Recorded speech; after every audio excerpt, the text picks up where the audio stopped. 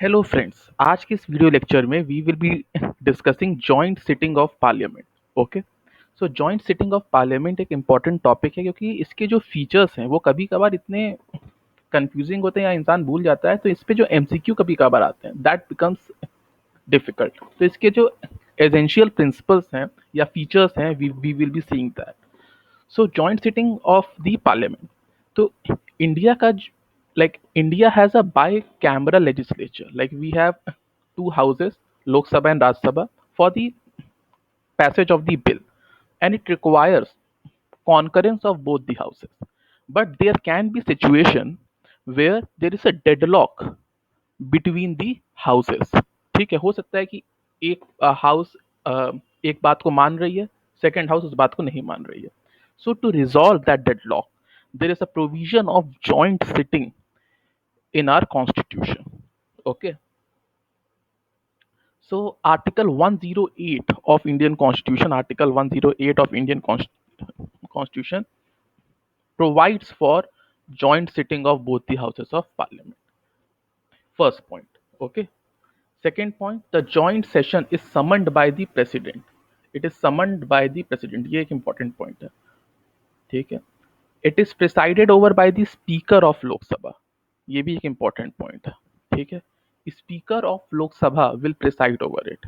देखिए, it is summoned by the president. कभी भी इसको स्पीकर से मत वो करिएगा confuse. It is always summoned by the president and it is presided over by the speaker of the Lok Sabha.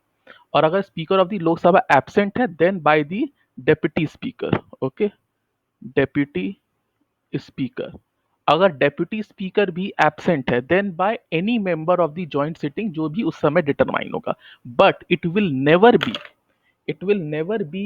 B presided bye never be presided bye chairman of Rajya Sabha. Okay, chairman of Rajya Sabha. Why? Because the chairman of Rajya Sabha is not the member of the house. Okay, वो member of the house नहीं होता राज्यसभा का.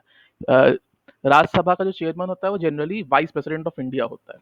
ठीक है, so therefore it will never be presided by the chairman of the Rajya Sabha.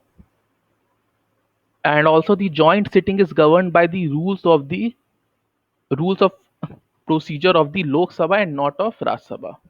The quorum is required 1/10. Okay, the bill is passed by the simple majority. Okay, अभी तक 1950 के बाद से कुछ बिल जो जॉइंट सिटिंग से पास हुए हैं they are dowry prohibition, banking service bill and POTA. Okay, so these three bills are passed by the joint sitting. So now this joint sitting is somewhat, जितना हमने पढ़ा अभी तक, joint sitting is an extraordinary machinery provided for in the constitution to resolve a deadlock between the two houses over the passage of the bill. To resolve the deadlock between the two houses over the passage of a bill. Okay. A deadlock has deemed, अब ये जो deadlock है, it has been deemed to have been taken place under following situations. Firstly, if the bill is rejected by the other house, अगर दूसरे house ने bill को reject कर दिया है. Secondly, if the houses have finally disagreed as to the amendments to be made in the bill. अगर second house ने जो एक कोई अमेंडमेंट बिल में किया है उस पे उसका डिसएग्रीमेंट है, okay, then there is a deadlock. If more than 6 months have been elapsed from the date of receipt of the bill by the other house without the bill being passed by them. ठीक है, अब अगर एक house ने bill pass कर दिया, second house को लेके बैठ गई है और 6 महीने से ज्यादा हो चुका है और उन्होंने बिल अभी तक पास नहीं किया है, then there is a deadlock. So deadlock अगर है इन तीन सिचुएशन में, it will be deemed that there is a deadlock. Then constitution has provided for the joint sitting, so the joint sitting will be called by the president. It will be summoned by the president. तो joint sitting एक तो deadlock के case में हो सकता है summoned by the president. Secondly, in article 87 of the constitution, there are two instances when president specifically addresses a joint sitting. ठीक है, सबसे पहला, the first session after the general election.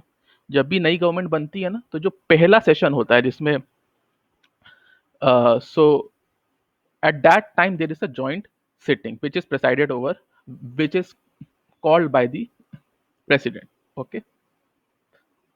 And secondly at the start of first session every year, और जब government बन गई तो उसके हर साल में जो जब भी साल का बिगनिंग होगा उसके फर्स्ट सेशन में भी देर will be a joint sitting. Okay.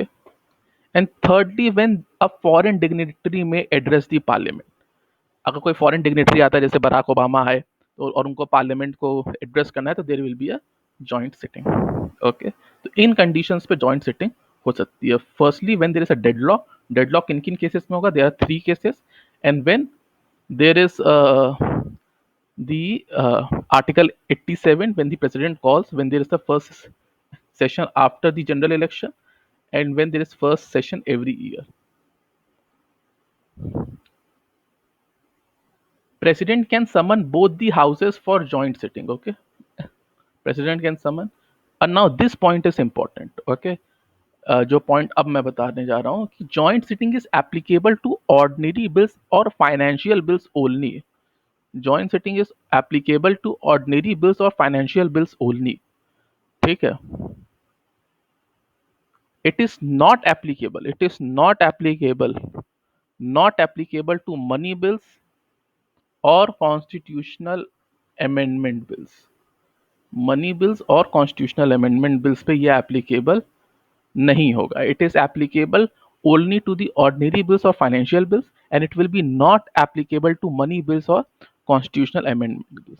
देखिए इसी से ना हमें ये समझ में आता है कि अगर देखिए मनी बिल है तो लोकसभा के पास ज्यादा पावर है. अगर राज्यसभा मनी बिल को रोक भी दे तो भी कोई फर्क नहीं पड़ता. Lok Sabha has power to pass the bill. ठीक है. उनके पास ओवर राइडिंग पावर्स है. लेकिन कॉन्स्टिट्यूशनल अमेंडमेंट बिल्स में दिक्कत हो जाती है. क्यों? क्योंकि कॉन्स्टिट्यूशनल अमेंडमेंट बिल्स में it has to be passed by each house separately. तो अगर राज्यसभा रोक देती है तब एक जेन्युइन प्रॉब्लम है, because a joint sitting can not be made by the joint sitting will not be applicable on the constitutional amendment bill. तो अगर किसी पार्टी का लोकसभा में बहुत मेजोरिटी है, ठीक है, लेकिन राज्यसभा में नहीं है, और जॉइंट सिटिंग में अगर वो जाता तो उसका, क्योंकि लोकसभा में मेजोरिटी है तो वो बिल पास हो जाता. लेकिन वही बात है कि अगर कॉन्स्टिट्यूशनल अमेंडमेंट बिल है तब आप फंस जाओगे, क्योंकि ये बिल तो जॉइंट सिटिंग में जा ही नहीं सकता.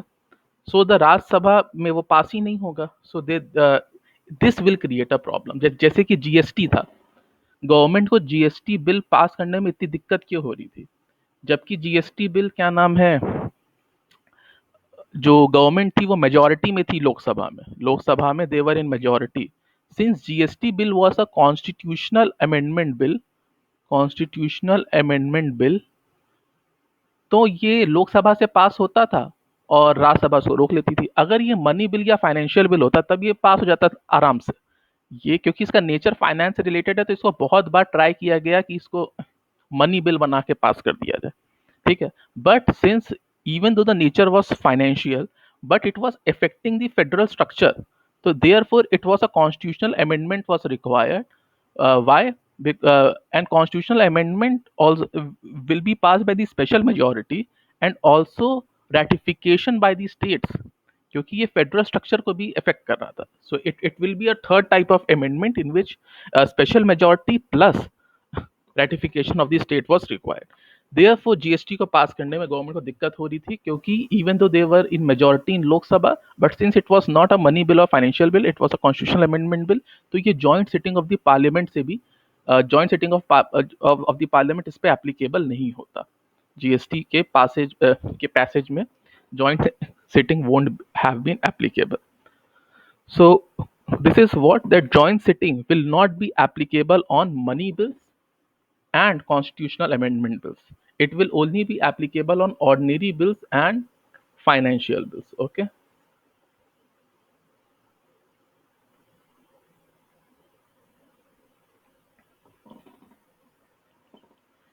If the bill has already lapsed due to dissolution of the Lok Sabha, no joint sitting can be summoned. अगर बिल पहले ही से lapse हो गया है with due to the dissolution of Lok Sabha, no joint sitting can be summoned.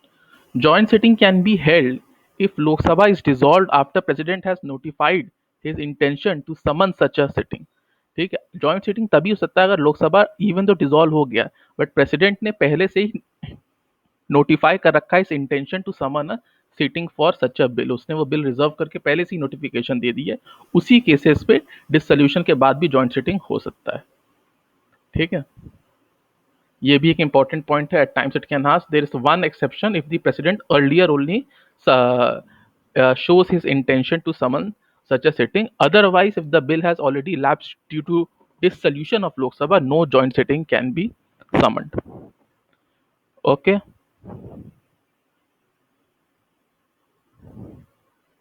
Now at joint sitting, this last point, at joint sitting, new amendment to the bills cannot be proposed. तो जैसा bill था उसको वैसे ही debate करना है। सिर्फ two cases में there are exceptions of two cases.